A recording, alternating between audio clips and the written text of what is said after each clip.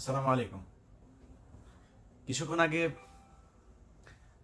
সচিবালয়ের সামনে আনসারদের সাথে আনসারদের উপরে আর কি শেখ হাসিনা ভর করেছিল। ডক্টর ইউনূসকে সরিয়ে দিয়ে তারপরে শেখ হাসিনা আবারও ক্ষমতায় বসবে।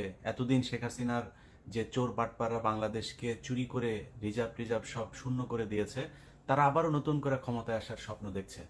তো আওয়ামী লীগ, শেখ হাসিনা বলেছিল না আওয়ামী লীগ কখনো পালায় না। আসলে আওয়ামী লীগ পালায় না। আওয়ামী লীগ এখন বিভিন্ন জায়গায় মজুদ হয়ে আছে। কখনো হিন্দুদের উপরে ভর করছে, কখনো দৌলতদিয়া ঘাটে ভর করছে, আজকে আনসারদের উপরে ভর করেছিল। ভর করে তারা ক্ষমতায় আসবার আবার এই দিবার স্বপ্ন দেখছে।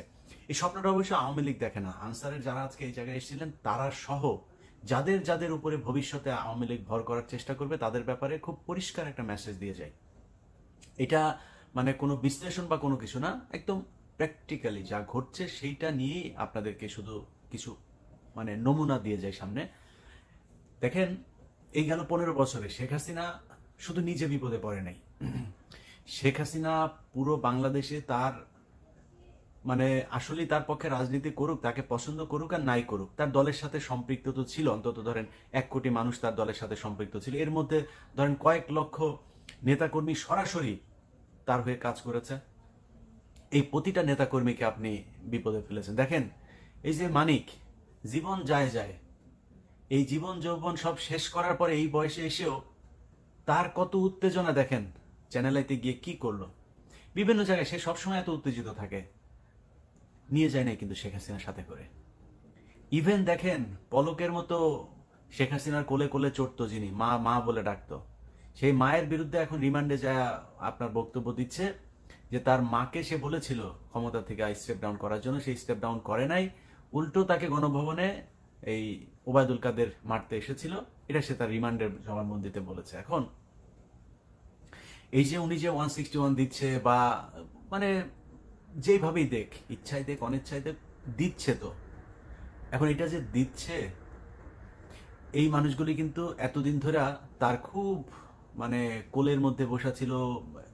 মা বলতে অজ্ঞান। শেখ হাসিনাকে তো পলক মা বলে, এটা একদম মায়ের মতো অজ্ঞান একদম। ওরা তো আবার আপা বলে মাও বলে, দুইটাই বলে। তো মায়ের মতো দেখতো, আপা বলে ডাকতো।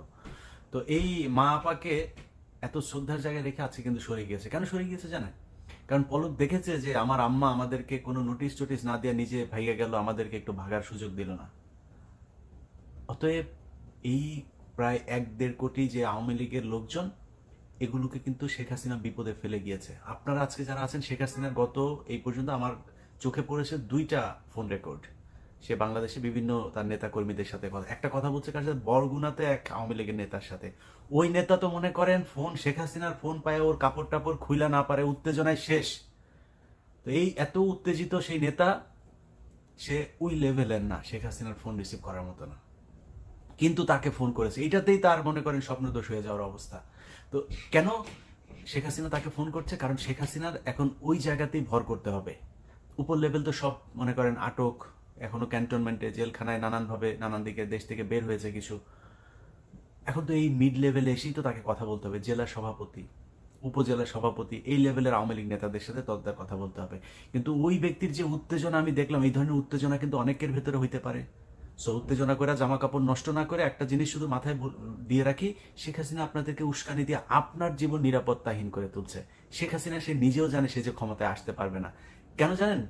আমার এই কথাটা সত্য কি মিথ্যা সেটা আপনি একটু নিজে চিন্তা করেন। ধরেন, শেখ হাসিনা এই প্রশাসনটা কিন্তু 15 বছর ধরে সাজিয়েছে। আজকে প্রশাসনে তো অনেক রদবদল হয়েছে। 5 তারিখে কি এর চাইতে বেটার ছিল না? এরকম প্রশাসন শেখ হাসিনাকে দেশে রাখতে, কেউ কি গণভবনে তখন হামলা করেছিল? করে নাই তো। চারিয়ে তো গোলাগুলি করতে পারতো। সেনাবাহিনী যদি বন্দুক নিয়ে দাঁড়ায় থাকতো, কামান নিয়ে দাঁড়ায় থাকতো, কেউ যাইতে পারতো নাকি গণভবনে? সে থাকতে পারতো, কিন্তু থাকতে পারে নাই। দ্যাট মিনস আপনাকে বুঝতে হবে যে এইখানে একটা বিশাল একটা শক্তি কাজ করেছে। আমি আল্লাহর উপরে অবশ্যই শুকরিয়া, আল্লাহ সবকিছুর পরিকল্পনা করে থাকেন।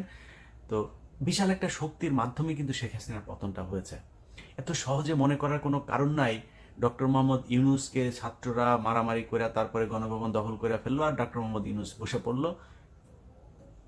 এত সরলীকরণ করলে কিন্তু ভুল করবেন। দেশ এখনো কোন দিকে যায়, কি হয়, সেটা নিয়ে অনেক কিছু দেখার আছে আমাদের। যেটা আমি ব্যক্তিগতভাবে যেই স্বপ্ন দেখি, যে ভারতের বিরুদ্ধে একটা সরকার থাকবে যারা ভারতকে কড়া জবাব দেবে। সেটাই দিচ্ছে ডক্টর মোহাম্মদ ইউনূস। আমি হ্যাপি, আমার কোনো সমস্যা নেই। যারা উপদেষ্টা আছে তাদের নিয়ে আমার কোনো সমস্যা নেই, আমি চাই এরা দেশ চালাক।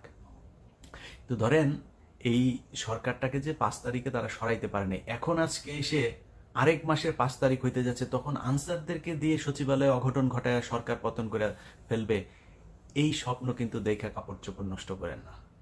তো আমি এই কথাটা বলার জন্যই আজকে আপনাদেরকে এই ভিডিওটা শর্ট তৈরি করা, যে এই পর্যন্ত যত মানুষকে শেখ হাসিনা নতুন নতুন করে এইভাবে করার চেষ্টা করছে, আপনার দেশের পরিস্থিতি ঘোলাটে করার চেষ্টা করছে, তারপর আপনাদেরকে বোঝাচ্ছে যে হ্যাঁ এরকম করবা এরকম করবা, এরপরে তোমার পেছন পেছন দেখবা সেনাবাহিনীর কামান টামান সব চলে আসে, এসে দেখবা ডক্টর মোহাম্মদ ইউনূসের সাথে যুদ্ধ করা শুরু করে দিয়েছে, আবার আমাকে দেশে নিয়ে গেছে।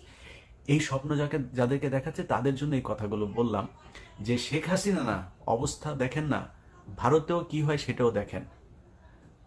আপনাকে আবারও বলি, বাংলাদেশের আজকের যে পরিস্থিতি, এটা খুব সহজভাবে এই জায়গায় চলে আসে নাই। হেফাজতের 5ই মের রাতে 10 লক্ষ 15 লক্ষ মানুষ ঢাকায় ঢুকে নাই। শেখ হাসিনা কি করেছে?